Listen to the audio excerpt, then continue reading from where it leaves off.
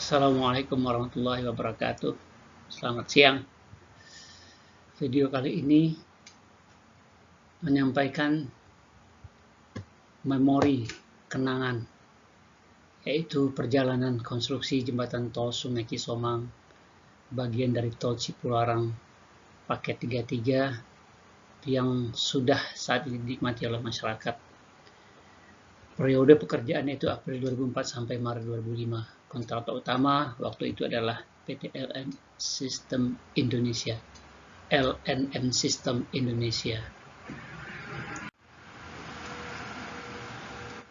Seperti yang kita nikmati sekarang, jalan tol Cipularang ke Bandung, Jakarta Bandung tuh lebih cepat. Dan ini adalah tampak dari atas jembatan tol Sungai Cisomang yang merupakan karya anak bangsa, baik itu dari sisi desain dan pekerjaan pelaksanaan konstruksinya.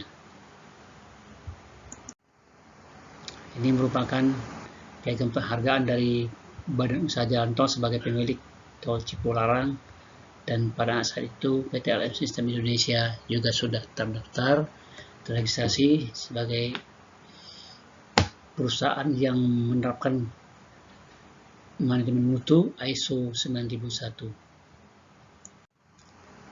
Ini ada prakarta sedikit dari jembatan Cisomang Tim, dan ini merupakan tim Darangdan dan Cisomang. Jembatan tol Cisomang cukup lengkap dan sebagian sekarang masih aktif di bagian konstruksi. Intisari metode kerja jembatan Cisomang yaitu sistem fondasi menggunakan bore pile, sistem pengecoran pier dengan climbing periform work dan slip form system, sistem pengecoran pier head, shoring, sebagian hanging support platform Habim, sistem pengecoran deck slab, manual placing and finishing, sistem erection girder semua span dengan LM launcher truss dibantu 2 unit crawl crane dan bogie truck. Kemudian latar belakang proyek adalah pemenuhan kebutuhan layanan lalu lintas di jalan tol, sehingga Cipularang tahap 2 dibangun oleh perusahaan Jasa Marga sebagai badan usaha jalan tol. Ini ucapan terima kasih dari PT Jasa Marga kepada tim proyek. Kemudian di data teknis jembatan, panjang jembatan 252 meter,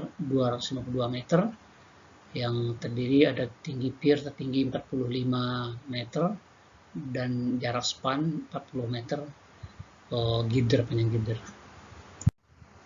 Kemudian ucapan terima kasih konsultan dan pimpinan proyek dan kontraktor serta rekan-rekan kontraktor, rekan-rekan subkontraktor, konsultan dan supplier. Berikut adalah gambar plan vertical alignment dari jembatan Cisomang. Kemudian ini pekerjaan persiapan mobilisasi setting alat bore pile di kaki di lembah yang sudah dibikin akses sebelumnya. Kemudian persiapan bikin concrete base untuk fabrikasi girder on site. Jadi girdernya monolith, bukan segmented, dan juga bukan segmen yang dikirim dari supplier. Ini langsung kita bikin di lapangan. Kemudian ada batching plan dan camp alat sudah disiapkan semuanya.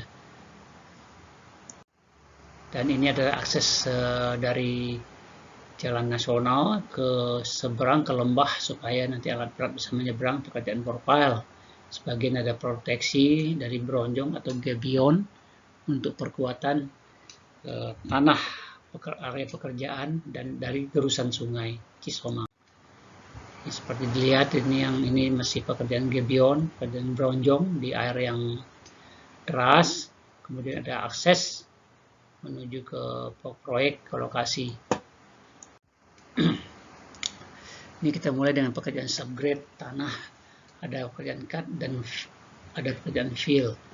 Nah, kebanyakan di sini cut karena memang tanahnya bagus dan lokasi berkontur-kontur dan cukup tinggi. Seperti dilihat di sini, ini adalah cut semua, ini juga daerah cut. Terus ini cut di sini, tapi ini fill. Ini agak ini jalan nasional di sini, ini fill, timbunan, layer by layer, dan tanahnya sangat bagus. Ini adalah kerjaan tanah, pemadatan.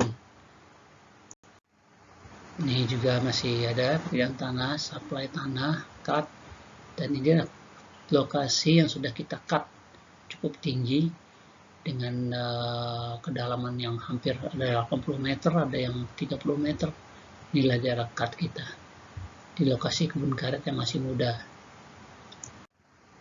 Nah, ini pekerjaan bore pile sudah dimulai. Kemudian ini bore pile dari Bauer, perusahaan subkontraktor dari Jerman yang kuat terhadap daerah berbatu, lapisan tanah berbatu. Nah, ini Bauer, ada Geocon, ada Trocon, bermacam-macam subkontraktor untuk persiapan fondasi bore pile. Ini juga ada, ini masih Bauer. Kemudian ini adalah pekerjaan pile cap, fondasi pier setelah selesai pekerjaan bore pile kita siapkan pile cap dan starter bar untuk pier sekaligus. Inilah pekerjaan potong kepala bore pile, persiapan untuk base, lin konkrit, dan sebagainya. Kemudian ini aktivitas pekerjaan pier dengan metode foam work menggunakan slip foam system. Jadi slip foam adalah metode slip foam yang gelincir, yang merambat ke atas dengan sistem hidrolik, dan pengecoran dilakukan selama terus-menerus selama 24 jam dengan 3 shift tenaga, minimum 2 shift, dan siang malam. Jadi slip foam system adalah mempercepat pekerjaan pembuatan pier. Nah, ini adalah sistem slip foam yang digunakan untuk pembuatan pier tersebut. Nah, ini namanya yoke leg, ya, ini ada panel, ada ringnya untuk dudukan panel, dan besi sudah terpasang. Di sini ada sepatu untuk menahan supaya panel tepat pada posisinya. Ini sudah berupa rangka, jadi sekaligus pier 1, pier 2 ini dirangka jadi satu platform slip foam. Nanti waktu jacking sekaligus berbarengan. Sini jacking, jadi tidak ada gonjang-ganjing nanti platform, ketinggiannya di monitor. Ini rangka, masih rangka platform dari pier 1 ke pier 2 jadi satu.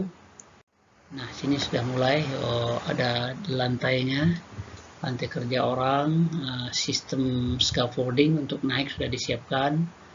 Nah, sistem orang memasang besi dari atas, masang besi di bawah, pengecoran di bawah, nyambung besi sudah, platform ini sudah disiapkan semuanya. Oke, terus, nah inilah proses dari pembuatan pier yang jembatan dengan sistem slip foam, yang kalau jacking naiknya itu per 2,5 cm atau 1 inch per 5 sampai 10 menit, tergantung inisial setting time-nya beton. Ini proses dari pekerjaan ini seperti berpacu, pier 1, pier 2, pier 3 semuanya, ada yang pendek yang sudah tinggi, tapi terlayani oleh sistem dari tower crane ini. Nah, ini pekerjaan siang malam, tidak boleh putus supaya tidak terjadi cool jointnya tidak baik, jadi monolit semua beton dari bawah sampai ke atas. Kecuali ada trouble, itu akan ada perbaikan, akan dibikin joint beton yang lebih bagus sehingga tidak terjadi pemisahan konstruktor beton, tetap jadi satu, jadi monolit. Seperti menara malam hari, semakin malam semakin indah, pekerjaan semakin semangat. Nah, ini sudah semakin tinggi pekerjaan pier dengan sistem slip foam berpacu 5, 10, 12, 100, nggak ada masalah, sistem slip foam itu bisa terlayani. Yang penting cukup dia punya set alatnya, jadi nggak ada masalah, biar cepat. Nah, ini udah kelihatan semakin tinggi, semakin di puncak, semakin di top level. Nah, jadi hampir berbarengan. Semua ada kru, ada tim yang mengerjakan ini. Ini tol Cisomang sebagai kenang-kenangan. Seperti apa dulu pelaksanaannya saya sendiri dulu sebagai site manajernya. Jadi yang memikirkan sistem ini semua berjalan dengan baik. Aman juga. Alhamdulillah sampai selesai pun tidak ada zero accident, tidak ada kecelakaan apapun. Kemudian kita pakai yang pier head. Nah, pier head kepala tiang ini dari pier ke pier ada jarak sekitar 11 meter. Ini ke cantilever 5,5 meter. Ini lebarnya 5 meter, piernya ke dalam sana, arah ke sana 3,5 meter. Nah, di tengah-tengahnya bolong, tebal dinding 50 cm. Nah, kita tidak bikin shoring dari bawah, walaupun tingginya 46 meter, kita sistem gantung. Jadi, bikin pier head dengan gantung di atas, tidak pakai shoring. Itu konyol pakai shoring, terlalu tinggi, dan kita harus pikirkan secara engineering, pikirkan secara safety, beban segala macam. Kemudian, nah inilah proses dari pembuatan platform gantung dari formwork pierhead tadi. Jadi di sini ada bracket dulu. Bracket ini juga udah dihitung secara engineering. Dia ada baut ke dalam karena benar bolong di dalam ini ada hole sehingga orang bisa masang baut di dalam. Ada bracket lagi dalam, ada duidak bar sebagai penghubung dari baut ke baut. Nah, ini ada dua, nanti baru ada beam sini, beam 300 atau 450, habis baru beam 600 di atasnya, kemudian baru beam yang lebih kecil 250 untuk dudukan formwork nanti. Nah, ini seperti ini. Nah, formwork ini juga kita nggak bikin di atas, kita bikin precast di bawah. Kita bikin bentuk seperti ini di bawah dulu, semua dengan shoring-shoringnya, dengan scaffolding sistemnya yang bagus. Nah, besok kita angkat berupa precast ke atas. Seperti ini diangkat, nah habis itu baru kita pasang di atas base formnya. Nah ini kita set, kita level jack base yang ada di bawah sini. Nah ini, jadi tidak ada kita pakai shoring kecuali tangga akses ke atas buat orang. Inilah karya kita yang berani dan tidak masalah mau 100 meter tingginya, mau 50, mau 70. Kalau sudah hitung engineering, ada bracket di sini, kita akan menggunakan H-beam di sini, semua bisa. Tidak ada lagi shoring-shoring dari bawah, itu kerjaan yang mubazir dan memakan waktu dan riskan dan berbahaya. Alhamdulillah ini semua berjalan dengan baik, orang-orang pemberani. Memang saat itu di tahun 2004-2005 itu safety belum begitu, tapi tetap saya kebetulan memang suka safety, hati-hati di sini sebagai site manager. Kelihatan di sini orang-orang tidak begitu disiplin, tapi dia sangat hati. Nah, waktu bikin platform ini juga harus disiapkan di awal. Ada embedded di sini. Waktu embedded dari tempel di situ dipasang platform. Jadi orang waktu bekerja di sini sudah ada lantai setiap pier ada platform, ada railing pengaman. Nanti dilepasnya mudah, caranya bisa. Oke, nah ini saya sendiri sebagai site manager waktu itu yang memikirkan bagaimana supaya ini berjalan dengan baik, lancar, tanpa ada accident, dan luar biasa keberanian yang luar biasa di ketinggian 46-50 meter kita bekerja, tapi kita gunakan semuanya gantung, formwork gantung. Ini sudah dimulai. Oke. Nah ini situasi sudah mulai, formwork sudah jadi, pembersihan sudah oke. Ini tampak di suasana agak gelap musim hujan waktu itu. Nah inilah kenang-kenangan kita. Nah ini sudah jadi piernya, pier headnya sudah jadi, langsung sekaligus sehingga kita tidak gantian. Jadi semua langsung set alat kita siapkan, semua beam kita siapkan.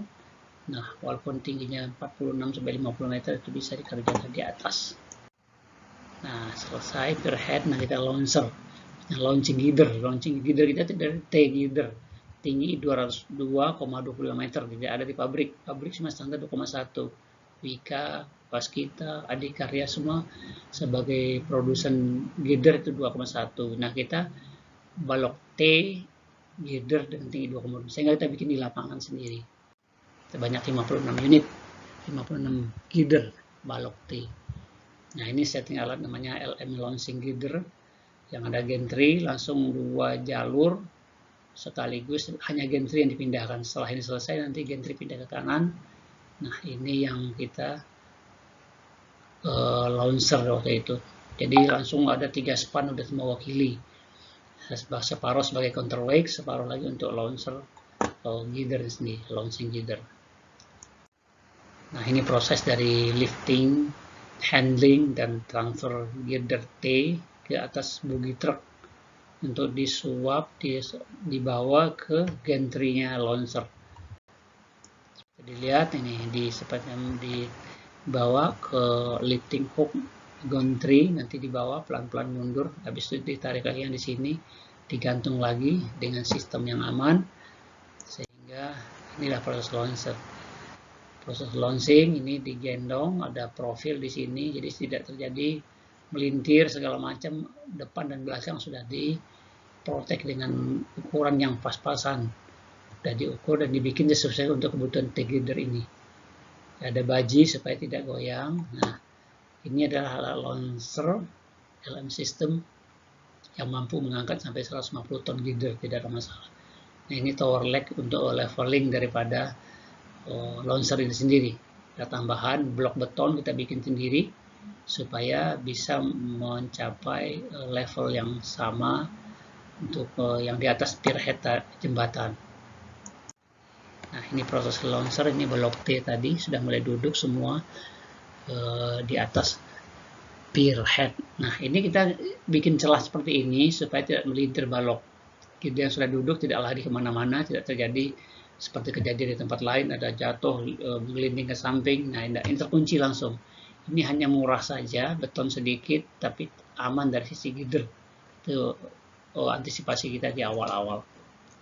Orang-orang kan tidak dikasih apa-apa, nanti kita bracing tambahan, begitu ada kejadian satu girder jatuh, menyenggol girder samping kali, rubuh, itu banyak sering terjadi.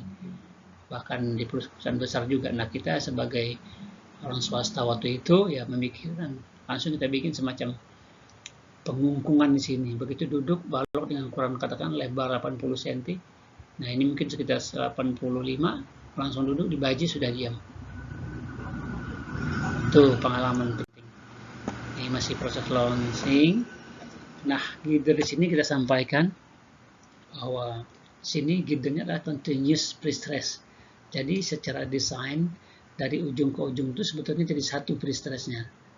Jadi satu memanjang, cuman karena kita tidak punya jacking yang besar, terus sistem pemasangannya kita belum ada, sehingga oleh desainer LAPI ITB diganti continuous pre-stress, di mana di bawah beam itu ada pembesian 32 yang panjangnya mungkin 60D, itu masuk ke dalam pier head, menyatu ke pier head. Jadi dari ujung ke ujung itu girder kita menyatu ke pier head.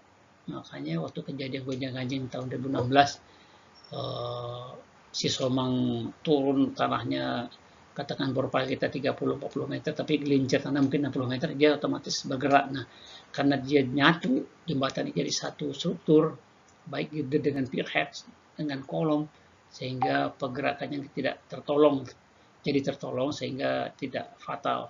Itu salah satu analisa saya sendiri, tapi nggak tahu kalau pakar-pakar yang lain. Karena dia monolit, jadi satu kesatuan continuous pre-stress, pier menyatu dengan girder dari ujung ke ujung, sehingga tidak terjadi longsor di bawah profile. Nah, dia mencari posisi. Begitu posisinya udah menyatu, dia udah satu kesatuan, itu diam. Alhamdulillah sampai sekarang 2022, nah itu kenyataan di Somang tidak ada apa-apa lagi, mudah-mudahan. Jadi continuous pre-stress perlu dipikirkan untuk desain girder-girder jembatan dan jembatan-jembatan yang ada di lembah-lembah, di tiang-tiang tinggi yang kita tidak tahu suhu tanah seperti apa, katanya daerah merah segala macam. Itu continuous pre-stress sangat membantu menurut saya. Oke. Ini adalah proses launcher, proses launching girder T sampai selesai dan bekerja di ketinggian, terus alam yang hijau, kabut, sangat-sangat menjadi kenangan yang luar biasa.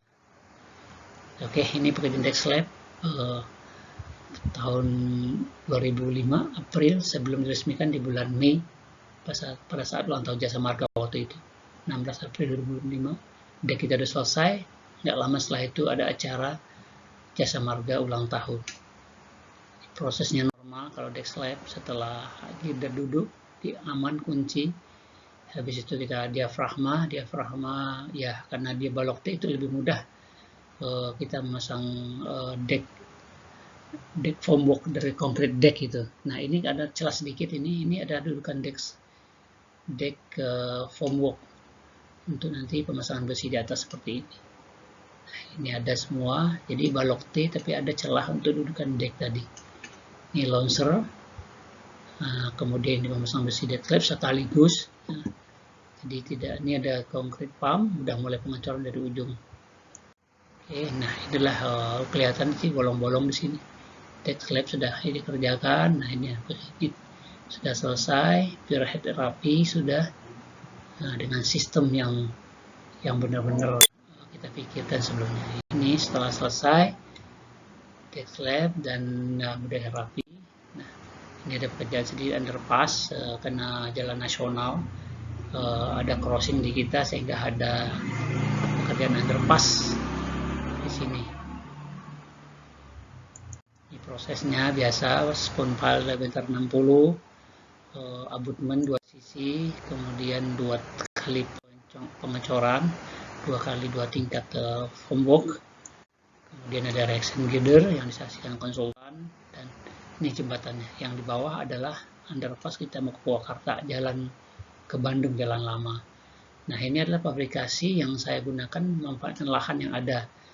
Lahannya tidak 56 girder, tidak cukup, lahan tidak di bawah sana, sehingga kita bikin fabrikasi di sini di belakang jembatan Cisomang. Jadi waktu launcher ini tinggal ambil bawa ke tengah. Nah, di seberang juga begitu kita bikin lagi, jadi cukup 56 balok kita bikin di lapangan. Tidak satu pun gak ada yang gagal, girder semuanya bagus.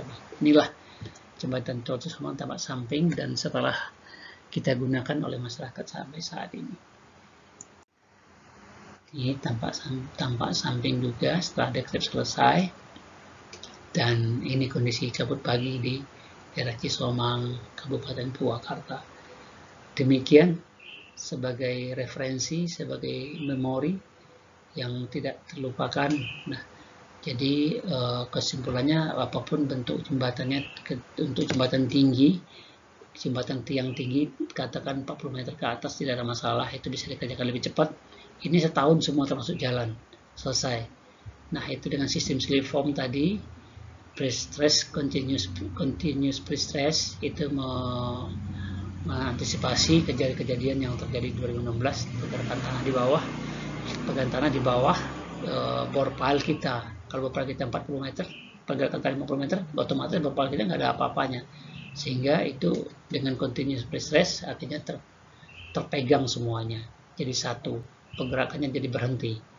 Mungkin saja ditahan oleh beban girder dan beban pir-pir yang lain yang tidak ada pergeseran. Demikian, semoga menjadi pelajaran bagi kita, pengalaman, dan memicu semangat untuk daerah-daerah baru. Mau lembah 100 meter, mau 80 meter, tiang nggak ada masalah. Itu kita siap. Mumpung masih sehat dan bersemangat. Assalamualaikum.